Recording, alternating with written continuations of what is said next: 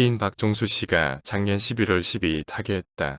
피의자와는 거의 40년의 세월 동안 만났다가 연락이 끊겼다가 다시 만남이 이어지기를 몇 차례나 반복했던 사이였다. 친구라고 말하기는 부담스럽고 선배라고 부르는 것이 편안하다고 느껴지던 그런 관계였다. 한때 그는 필자가 목회하는 교회에 수년 동안 출석하기도 했다. 소천하시기 전날 중환자실에 있던 그와 수년 만에 이루어졌던 통화가 필자가 지상에서 그와 마지막으로 나눈 대화였다. 곁을 지키던 그의 아내의 도움을 받아 어렵사리 나눈 몇 마디가 마지막이었다. 그를 갑작스럽게 떠나보낸 슬픔에 사로잡혔던 필자는 그가 뜻밖에도 5편의 시들을 남기고 떠났음을 알게 되었다.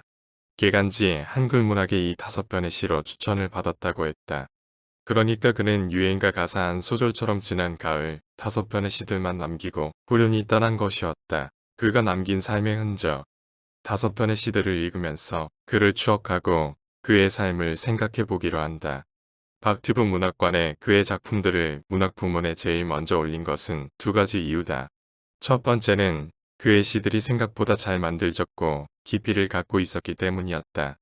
그리고 두 번째 이유는 박튜브 문학관은 기성문인들의 작품들도 다루겠지만 박종수 시인의 경우처럼 막 데뷔한 작가들이나 아직 데뷔하지 않은 분들의 작품들을 다루어야 하겠다는 생각을 필자가 갖고 있었기 때문이었다.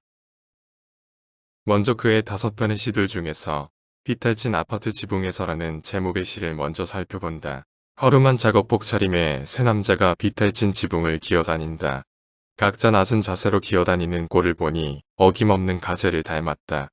세월의 흔적만큼 기바람의 틈이 드러나 있는 10층 아파트 지붕. 오늘도 나는 한 마리의 가재가 되어 경사진 긴 직각형 공간에서 시멘트 페인트물 찾아 물기 축축한 몰탈로 땜질을 한다. 지붕에는 언제나 바람이 살고 바람은 굴곡진 야비한 압력 높은 대기. 갑자기 찬바람이 밀려오자 작업복 한 장의 두께로 맞선다. 낡은 작업복은 마구 소리 지르며 돌기 잡은 손과 바닥 디딘 두 다리는 달개뼈처럼 뻣뻣해진다. 작업복의 단내가 목구멍을 쉼없이 채우는 동안 늦가을 햇살이 지붕으로 찾아들자 칼바람도 숨을 죽인다. 바람이 잠잠해진 사이 몰골이 닫은 몸을 일으킨 나는 또 한 마리의 가재가 되어 빈틈을 찾기 위해 돌아다닌다. 삶의 길을 헛짚어 세상 모퉁이를 온통 헤집듯이. 이 시는 박종수 시인의 삶과 시세계를 동시적으로 보여주고 있는 시다. 바꾸어 말하면 그의 시에서 삶과 시세계는 분리되지 않는다.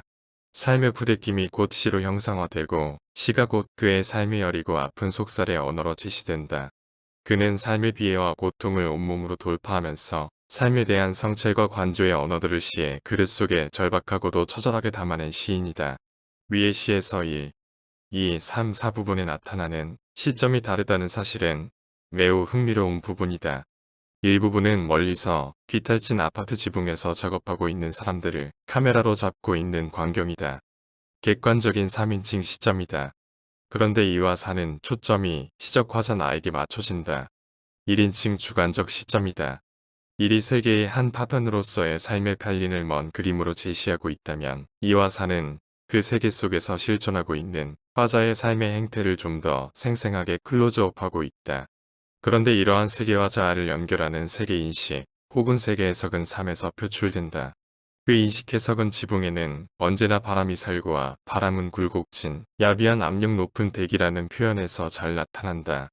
지붕이 화자가 살기 위해 버티는 삶의 현장이라면 그 지붕은 언제나 칼바람이 엄습하는 곳이다.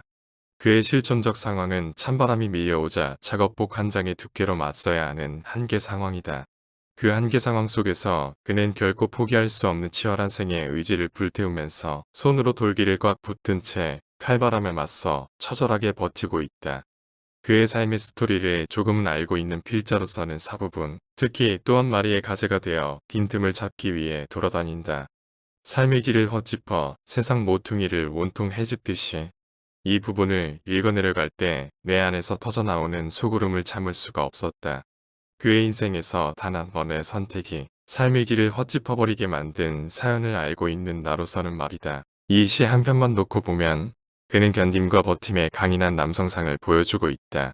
그는 몇 차례의 실패가 있었지만 그렇다고 해서 집안 형편이 최하층 밑바닥으로 떨어질 정도로 극악의 상황은 아니었다.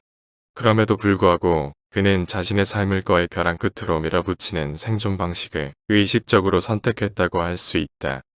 해안, 분노, 원망, 그리고 그 밖에 여러 갈래의 길들이 있었겠지만 그는 거의 자학적이라고 할 만큼 처절하게 자신을 찬바람 불어대는 비탈진 아파트 지붕까지 내몰아 세우면서 인생의 아픔과 절망에 맞서 온몸으로 부딪히는 역동적인 삶을 열어갔던 것이다. 작다고 자신을 낮추지 말라. 큰 결실은 작은 것에서 시작되고 바다는 하나의 물방울이 모여 깊어지고 하늘은 꽃구름이 떠 있어 아름다워진다. 이름 없다고 자신을 업신여기지 말라. 너는 원초의 모진 생명이어서 산과들이 언제나 너를 기억한다. 추운 겨울날에도 너는 여전히 살아있어. 그 어떤 이름 있는 식물보다 생명력이 길다. 너로 인해 행복은 낮은 마음에서 탄생되고 사랑은 긍정의 언어로 영원해진다. 잡초. 이 시에서 박종수 시인은 자신을 잡초에 투사하고 있다. 이런 투사를 통해 잡초의 속성을 자신의 삶과 동일시한다. 세상의 칼바람의 작업복 한 장의 두께로 맞서는 처절하고 고통스러운 삶을 살면서도 그는 그 자신의 작음과 이름 없음을 자책하지 않는다. 오히려 원초의 모진 생명과 생명력으로 견뎌내고 버텨냄으로써 자신의 삶의 정체성을 온몸으로 속살로 그려내고 있는 것이다.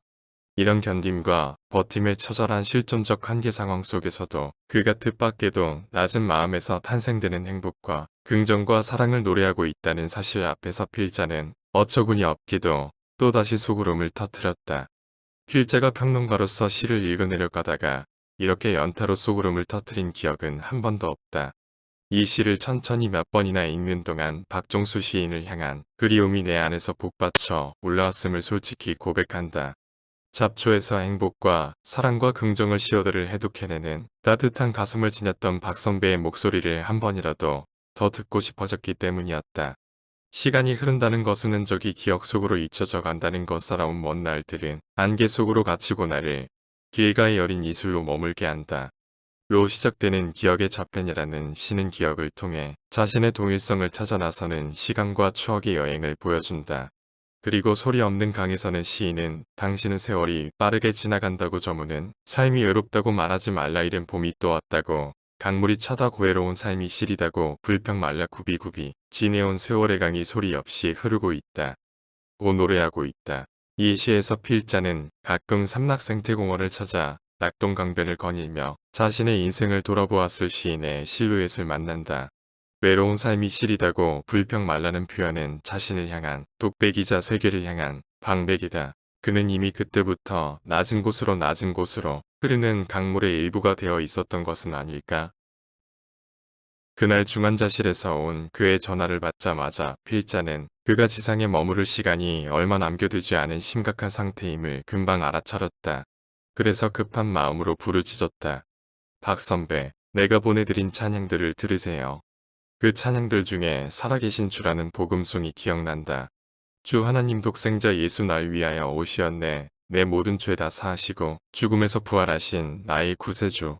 그때 그는 그 찬양을 들었을까? 들으면서 그는 어떻게 반응했을까? 그 순간 그는 부활의 예수 그리스도를 모시고 있었을까? 확실한 증거는 없다. 그런데 다섯 번째 시가 있다. 이 시를 읽으면서 나는 그가 분명히 예수 그리스도를 그 안에 품고 있었다는 확신을 갖게 되었다. 비록 작업복 한 장의 두께로 세상에 칼바람을 온몸으로 버티고 견뎌야 했던 삶을 선택했었지만 그런 고난을 통해 그는 유한한 인생이 반드시 만나야 할 그분을 순탄치 않았던 그의 인생길에서 만났음을 필자는 감사한 마음으로 확신한다. 하필이면 시 제목도 길이다. 길은 혼자 걷는 것이 결코 아니다. 누군가의 발자국이 숨겨져 있다. 길을 걸으면 그 숨결이 돋아난다. 길에는 온갖 꽃이 피어 있다. 길을 걸으면 그 향기가 퍼져나온다. 나도 길 위에 하나의 꽃이 된다. 걸어도 같은 길은 보이지 않는다. 넓으면 좁혀지고 오르막이면 내리막이다. 고개를 넘으면 또 다른 길이 나타난다. 길은 혼자 걷는 것이 결코 아니다. 어느 길을 걸어가도 누군가의 발자국이 숨겨져 있다.